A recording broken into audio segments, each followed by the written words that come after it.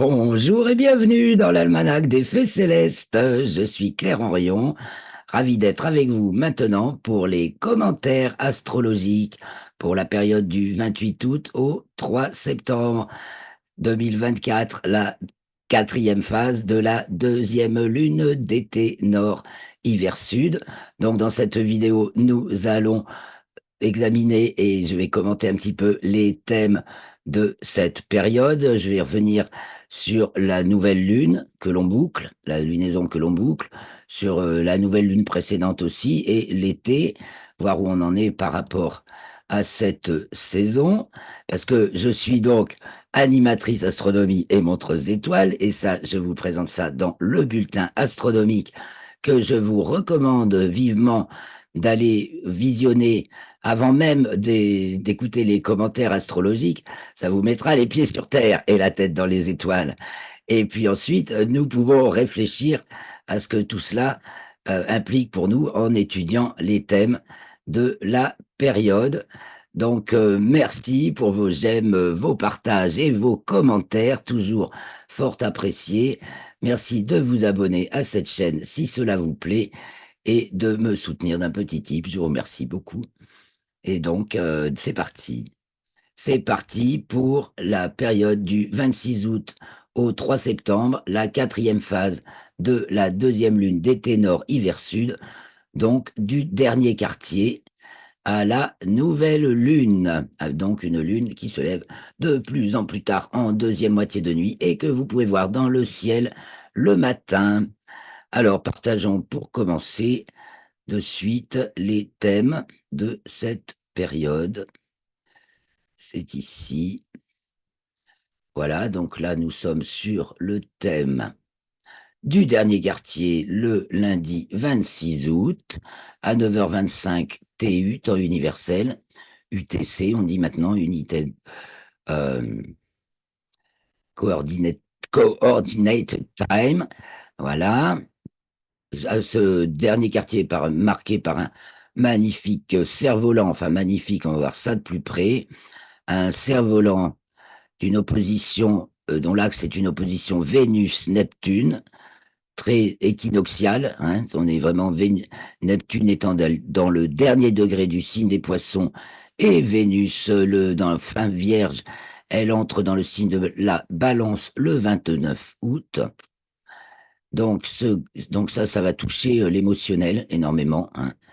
Euh, Vénus, existence de la représentation, et Neptune, existence de la transcendance. Grosso modo, c'est ce qui nous plaît et nous séduit parce qu'on le reconnaît et que ça incarne quelque chose qu'on aime ou du moins auquel on est attaché. Et puis Neptune, existence de la transcendance, ça fait remonter des trucs inconnus, des trucs des profondeurs, ça peut être des profondeurs des tripes, comme des profondeurs de l'histoire, comme des choses cachées. Et donc, ça dérange, souvent, ça déroute, à moins qu'on soit déjà complètement branché sur les ondes neptuniennes, donc la plus lointaine planète. Donc, elle nous parle de la plus grande vastitude, de ce qui est vaste, immense, qui dépasse évidemment notre échelle.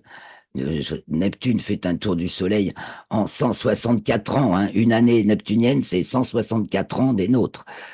Alors, Neptune qui est sur la frontière équinoxiale, hein, qui est rétrograde actuellement dans le dernier degré du signe des Poissons, ou le 29e, même l'avant-dernier maintenant, et qui rentrera en Bélier en début 2025.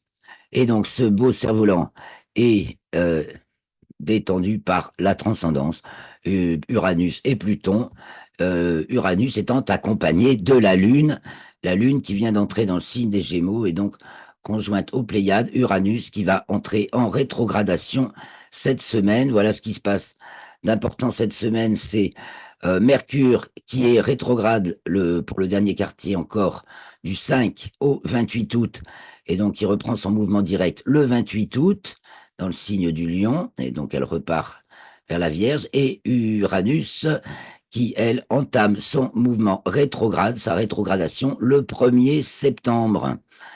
Et donc, ça me parle beaucoup d'une inversion du discours, renversement du discours. il va y avoir aussi, avec cette Vénus qui passe en balance, une histoire d'équilibre, de justice. Voilà, on est toujours, nous, du moins dans notre univers franco-occidental, franco-français occidental, têtu. On est les pires, les plus têtus dans la désinformation, je crois. Alors, ouais, ce Mercure-là est conforté par un sextile de Mars et Jupiter. Donc là, il y a, il y a du réel, hein. Mars et Jupiter, c'est des planètes de l'existence extensive. Mars, la fonction existence, ici, maintenant, présent. Et puis Jupiter, grand amplificateur de l'existence, celui qui donne un sens à l'existence, qui forme les groupes, les langages et toutes les organisations semblables. Hein, tous les semblables à la même échelle s'organisent en groupe. Ça, c'est Jupiter. Donc, dans le signe des Gémeaux, ce qui donne de sa part dans toutes les directions. Ta, ta, ta, ta, ta, ta, ta. C'est très énergie foisonnante. Et ça parle aussi, bien sûr, de toutes ces guerres qui canardent. Quand est-ce que ça va cesser? Ce Mercure Lion qui est... Bon, bah, en Lion, on aime faire sensation, n'est-ce pas? Carré, carré à Uranus. Donc, va repasser au carré exact d'Uranus à à partir de là, quoi. Je sais plus quand est-ce qu'il rentre dans le signe de la Vierge, bientôt. Bon, il n'y a pas Christophe aujourd'hui, je suis désolé, pour m'aider à me dire, voilà, le 6 septembre, Mercure, ah non, on est dans l'héliocentre qui rentre dans le signe des Gémeaux. Je l'ai peut-être pas sur ce cahier-là, donc de toute façon, c'est dans pas longtemps. Et c'est marqué dans mon article. Donc, vous complétez mes informations par ce qui est marqué dans l'article, car je ne me souviens pas de tout. Alors, notre Soleil, donc nous sommes en dernier quartier, donc quartier Lune, Soleil. Notre Soleil en Vierge, la maison des amis, est tensionnel. Faut pas se fier au phare. C'est le phare, c'est les lumières qui nous semblent nous guider peuvent être trompeuses. Elles sont vacillantes. Elles sont voilà. Et carré Uranus, il y a des révélations qui les mettent à mal. Voilà. Alors, je vous ai dit qu'on allait revenir un petit peu sur la nouvelle lune. Je vais avancer d'abord et puis on reculera après. Je ne vais pas être trop longue, j'essaye parce que j'ai eu une sortie d'astronomie tout à l'heure. Alors, la lune entre dans le signe du Cancer le 28 août à 8h47 TU. Donc, elle a passé sa conjonction à Jupiter et à Mars le 27 et le 28. Elle entre donc dans le signe du Cancer, sextile à Mercure, et elle fait un gros carré à la Lune et à Neptune. On va encore en... de toute façon, en ce moment, on est tout le temps secoué. Alors, je rappelle que Pluton est revenu dans le signe du Capricorne en raison de sa rétrogradation et que cela nous ramène une dernière fois encore sur le caillou, quoi, le bastion dur. Alors, bah, soit les forces obscures sont dans leur dernier bastion de résistance, mais vont essayer de donner au maximum encore leur défense, soit voilà, ça nous reparle aussi de l'attaque sur l'histoire de Koursk, Russie-Ukraine, et l'attaque sur la Russie, qui est évidemment est encore un gros fake. Hein, si vous suivez les bonnes, c'était une mesure d'intimidation, mais enfin on voit comme la Russie étant incarnée par le signe du Capricorne. Hein, pour la Terre, le Capricorne, c'est la Russie qui l'incarne. C'est vraiment, si on détruit la Russie, on détruit la planète. OK? Et une fois qu'on a compris ça, l'âme russe est l'âme de la planète. C'est c'est signé dans le zodiaque. Hein. Donc, elle subit ces attaques. En fait, elle est attaquée, attaquée, attaquée, en fait. Hein. Mais bien sûr, elle résiste parce que il y a justement la force de l'âme est plus forte que le reste. Voilà. C'est ce pourquoi, et ça parle c'est pourquoi on en est là. Ça nous parle de tout ce qui est fondamental, essentiel, tout ce qui tient dans la graine, l'information qui tient dans la graine. Hein.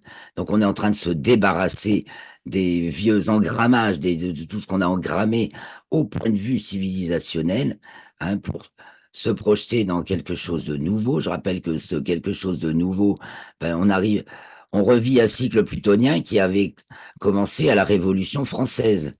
Donc, une raison de plus de comprendre à quel point on a un enjeu magistral, parce que euh, ça a été un massacre, cette Révolution française, en fait, un massacre, un massacre, un massacre. Hein.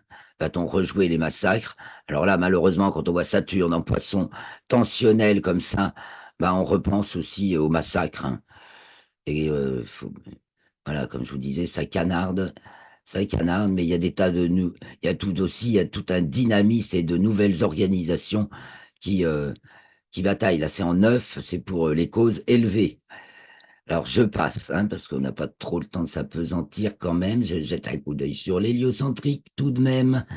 Donc, nous avons Uranus et Jupiter en trigone avec Pluton. Donc, soit c'est qu'on accomplit des choses extraordinaires, des miracles, voilà, qui se font, qui prennent corps dans la société, hein, et qui font sens à notre compréhension. De un carré de Vénus à Pluton. Bon, on a parlé de trahison, ben, on s'y retrouve. Mercure qui rentre en bélier et qui vient donc d'être conjointe à Neptune. Ça semble, ça sème un peu du trouble, mais après, ça apporte de la clarté, un nouveau discours. Donc, voilà, on va peut-être, je vous disais tout à l'heure, passer, changer de discours. Renversement du discours avec cette inversion de mouvement réciproque de Mercure qui redevient direct et de Uranus qui entame sa rétrogradation. Le 30 août, alors, Mercure est redevenu direct et Uranus n'est pas encore rétrograde. Elle est à peu près stationnaire, ça veut dire qu'elle avance plus, quoi. Et puis après, en apparence, hein, parce que les mouvements rétrogrades, c'est dû à notre point de vue géocentrique. C'est ce qui a été résolu par l'approche héliocentrique apportée par Copernic au XVIe siècle, n'est-ce pas? Puisque avant, on expliquait les rétrogradations par des épicycles. Enfin, il y avait tout un montage compliqué pour expliquer pourquoi les planètes faisaient des boucles, voilà, faisaient des boucles sur leur orbite. Voilà, maintenant, on sait que c'est parce qu'on a un point de vue géocentrique sur un phénomène héliocentrique, en fait. Voilà, et c'est donc l'intérêt de considérer tous les points de vue, car tous ont leur raison d'être. Faut pas dire, ah, c'est celui-là qui est le bon. Non, non, ils sont tous bons. À quoi ils correspondent, de quoi ils nous parlent.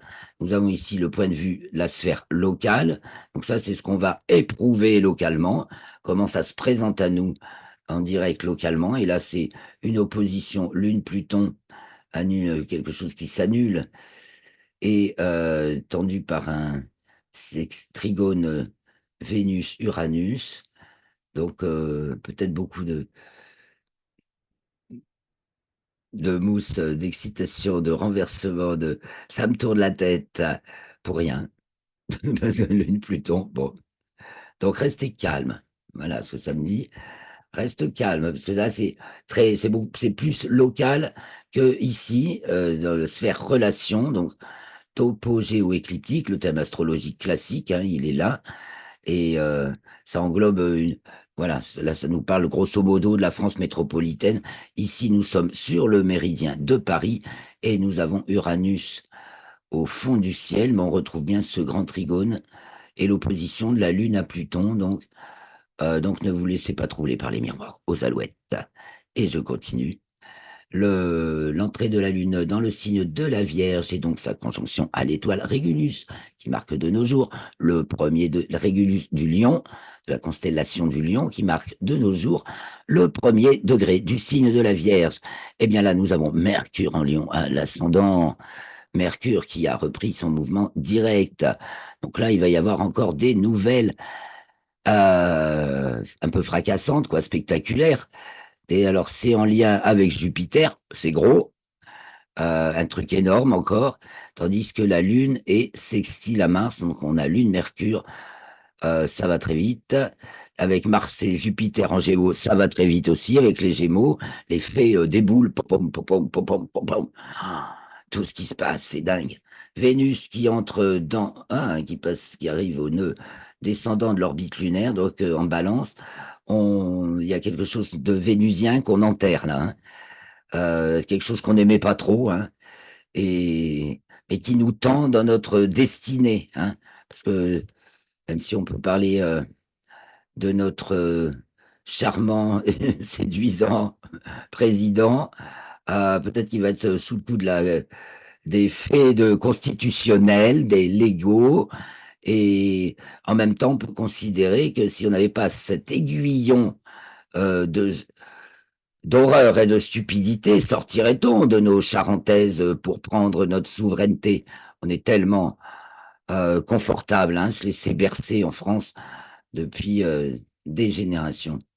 Donc il faut en sortir. Alors le Soleil, qui est dans le 10e degré du signe de la Vierge, fait son opposition à Saturne, hein. On arrive à l'opposition de Saturne, c'est la semaine prochaine.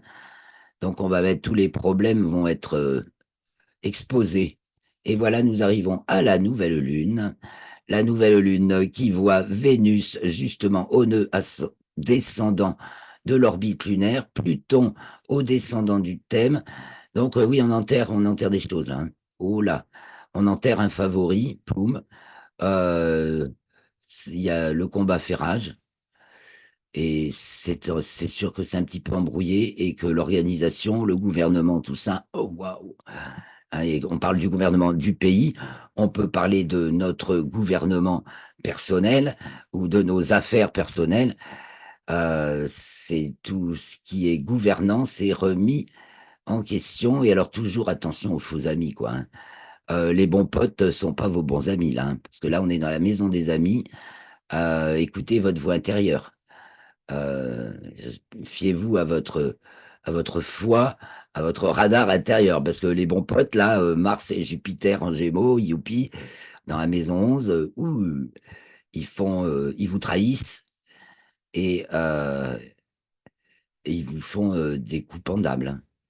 C'est moche. Alors, est-ce que ça va avoir la cause des enfants qui vraiment les enfants exploités sexuellement pour leurs organes par ces, toutes ces organisations de l'ombre satanique là, dont on comprend de mieux en mieux l'existence, hein, qu'on est bien obligé d'admettre. Est-ce que ça va sortir si le président est vraiment remis, déposé, hein, enterré passe en dessous du plancher, ah bah, ça veut dire qu'il passe en dessous du plancher, là, hein.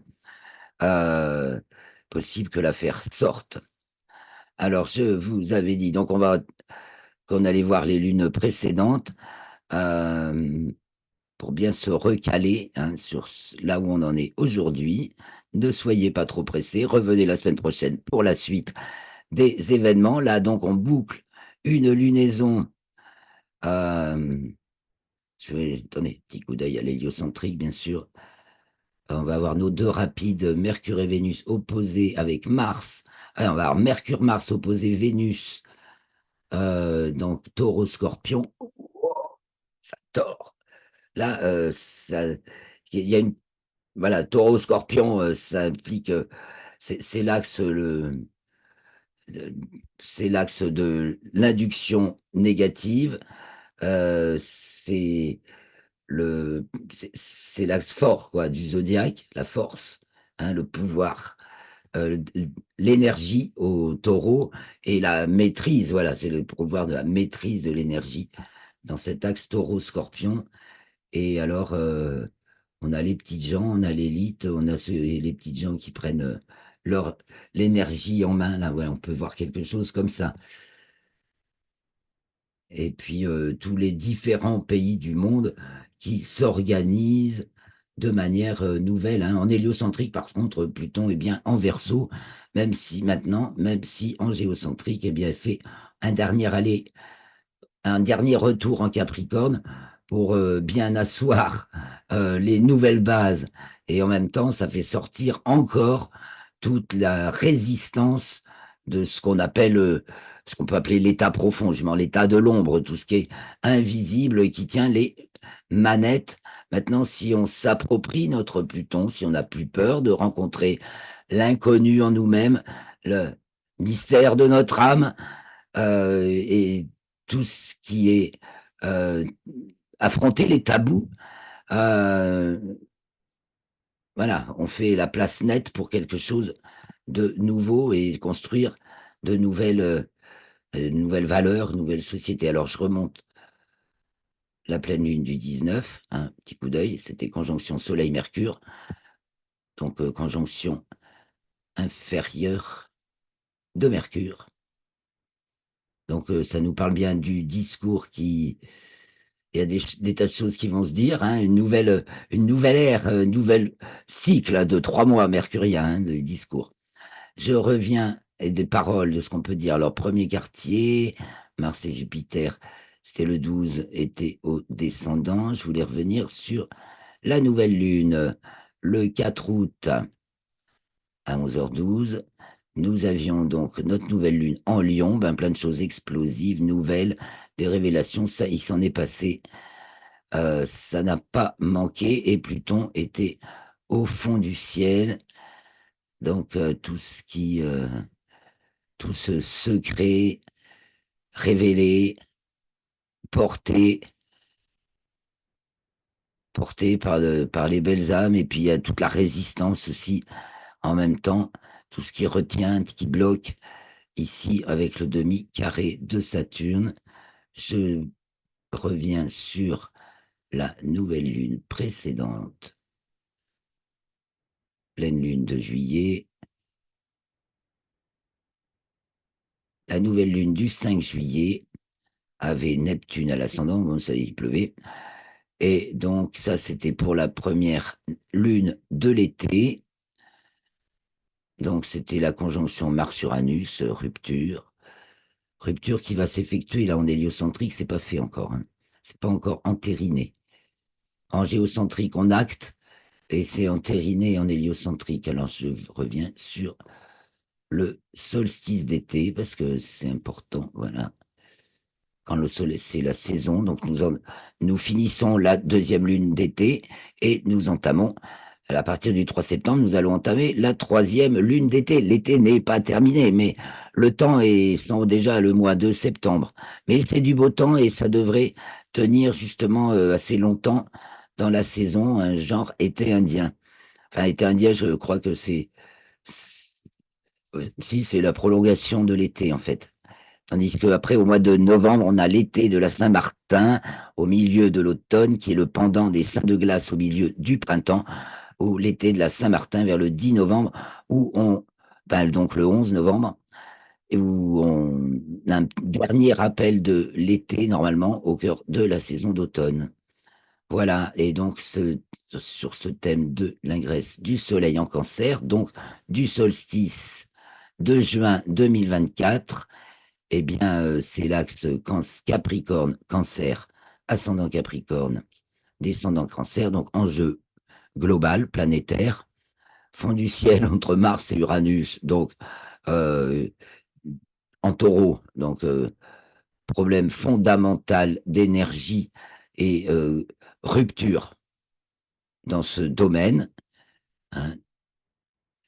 Et puis nous avions toutes nos rapides en maison 6, donc tout ce qui est nos idées reçues, nos schémas, nos modèles et nos comportements et nos façons de parler qui sont boulégués un peu hein, en 6. Tourne 7 fois ta langue dans ta bouche avant de parler. C'est un peu ce que ça nous disait. Et cette lune sagittaire très tensionnelle en 11, qui, voilà, maison des amis internationaux. Attention, attention, attention. Vos amis ne sont pas ceux que vous croyez. Ça nous dit plein de fois ça. Donc voilà les amis, alors je reviens sur ma nouvelle lune du 3 septembre et je vais vous saluer en vous souhaitant une très bonne semaine. Donc toujours, ne vous laissez pas impressionner par les événements, surtout que là, apparemment, il risque d'avoir des trucs qui nous tournent la tête. Ah non, je suis allé beaucoup trop loin. Voilà, là, ce sera l'entrée du soleil en balance, mais on en commencera peut-être à en parler la semaine prochaine. La pleine lune du 18 septembre, où nous allons avoir une éclipse partielle de lune, et elle sera entre Saturne et Neptune en Poisson. Ce sera très neptunien. Hein. Septembre sera spirituel ou ne sera pas comme tous les mois de la Vierge, mais je crois que cette année, ça va être particulièrement à la fois délicat, subtil et spirituel. Voilà. Donc, premier quartier le 11. Et là, la nouvelle lune le 3. Donc, mardi 3 septembre. On va voir que justement, tout ce qui finit de continuer à nettoyer le marais. Il faut mettre en évidence tout ce qui est sous le tapis. Saturne et Neptune ont des poussières et on fait sortir des tas de blanc, blanc, blanc, de rien. Et cette Vénus au nœud descendant de l'orbite lunaire, alors que on vient d'inverser, Uranus devient rétrograde, donc la propagande prend un peu de recul, voilà, recule et la parole se libère, puisque Mercure a repris son mouvement direct. Donc ça va être encore quelque chose d'incroyable, de déroutant, voilà, on a Pluton pratiquement au descendant, on va encore découvrir des trucs toujours, là, toujours de l'inconnu, hein. Pluton nous parle de l'inconnu, de ce qui est secret, de ce qui est contenu dans la graine du code, du message, hein. Alors, une personnalité mise sous le tapis et ça, ben, ça bagarre, hein, ça bagarre pour. Peut-être qu'il y en a certains, je veux dire, il n'y en a pas forcément qu'une, hein, il peut y en avoir plusieurs. Et ça bagarre pour sa, voilà, à tort ou à raison, ça bagarre pour sa libération ou son incarcération, comme vous le voulez. Ça dépend de qui on parle. Et donc, il y a en même temps, voilà, on n'oublie pas tous ceux qui seront disparus aussi dans ces temps. Vraiment, on peut penser à tous ceux qui se font tuer en ce moment dans les guerres et qui disparaissent. Et là, il y a le souvenir aussi. Il y a le souvenir qui est là. Voilà. Et respect. Et notre Mercure en Lion sera encore bien malmené, controversé, tensionnel, forcément. Ça va pas forcément plaire. Il y a des choses qui plaisent pas, oui. Voilà. Bon, bah, c'est normal. La vie continue. Je vous souhaite surtout de rester bien les pieds sur terre, les yeux au ciel. Il y a ça, ça recale, ça ressource, ça régénère. Je vous embrasse. Je vous souhaite une très bonne semaine. Soyez heureux et prospères. Profitez du beau temps. À bientôt, les amis. Rendez-vous lundi prochain à 18h pour l'enregistrement des prochains commentaires astrologiques. Ciao, bye et grand merci à vous de m'avoir suivi jusqu'ici.